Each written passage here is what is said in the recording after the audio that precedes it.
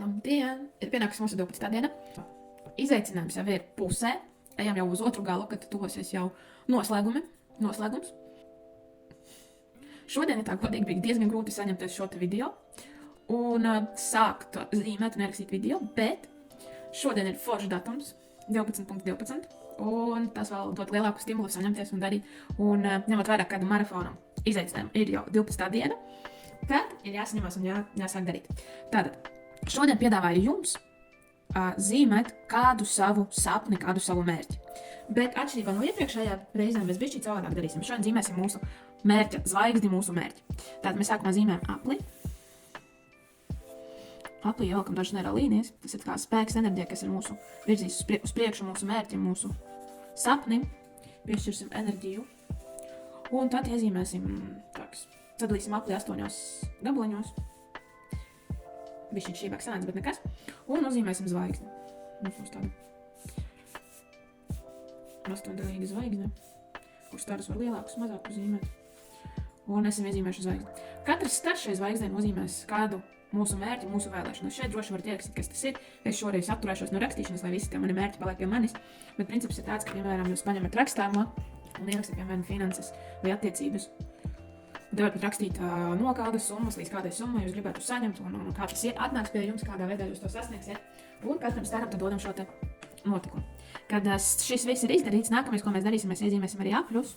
Šie apļi būs mūsu mazie mērķīši, ko mēs jau būsim sasnieguši vai izdarīt, lai sasniegtu šo te mūsu lielo mērķi, mūsu lielo sapni. Aplīši varbūt arī uz zvaigznes uziet virsū, kādi mazāki, lielāki, skaties, cik jums gribas. Tātad šie ir tie soļi, kas jau man būs, lai sasniegtu šo te lielo mūsu mērķi, mūsu lielo sapni, mūsu šīs dienas zvaigzni. Un, protams, tad mēs ienesim arī neiro līnijas, lai šis darbiņš viss atdzīvojas un ierakstās mūsu neironu kontūrā, lai šie te mūsu sapņi, mūsu vēlmes, mūsu vajadzības un mērķi piepildās. Līniju daudzumu, kā vienmēr, nosakat jūs pēc savām sajūtām, cik jums vajag, cik jūs līniju jūs vēlaties. Un tad skatāties. Man, piemēram, šodien liekas, ka man pietiks. Un nākamais solis, ko mēs kā vienmēr darām, ir apaļojumi. Tātad sākam arī apaļot. Gribu pavaicāt, kā jums līdz šim ir gājis ar maratonu darbiņiem, kā jums ir veicies ar zīmējumiem, ir kādi varbūt rezultāti, kaut kas interesants noticies. Jo vakar saņēmu patīkamu vēstuli no klientes. Mēs vakar viņu kopistiski zīmējām. Man liekas, ka arī bija ar sapņiem saistīts ar mērķiem. Mēs kopā plānojām mūsu nākamo 24. gadu. Un pēc minūtēm 30, laikam pēc zīmēm pabeigšanas, klienti arī uzrakstīja, ka viens no mazajiem mērķīšiem, ko viņa bija ierakstījusi, ir piepildies.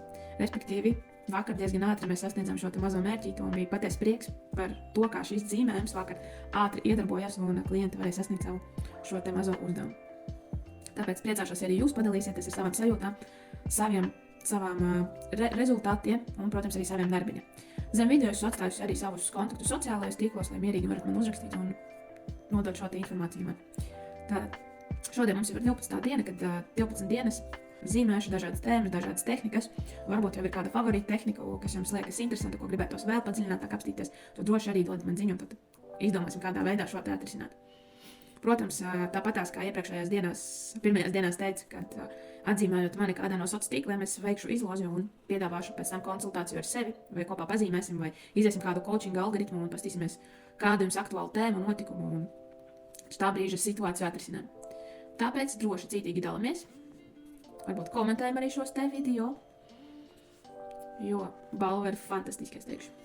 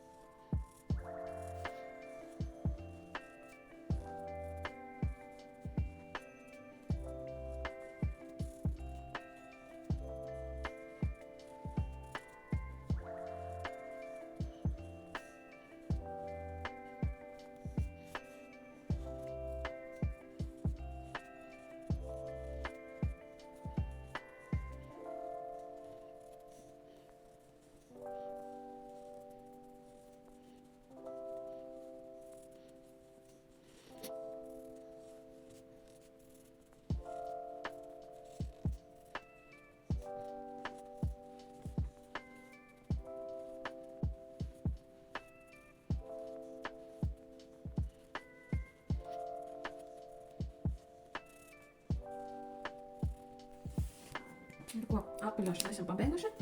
Un nākamais solis nesam iekšā zīmējumā krāsiņu. Tātad atceramies, ka vienā krāsā krāsojam vismaz 2-3 krāsu laukumiņus. Un citu ierobežojumu principā nemazām nav. Vienīgā lieta, kas mums ir jāatcerās.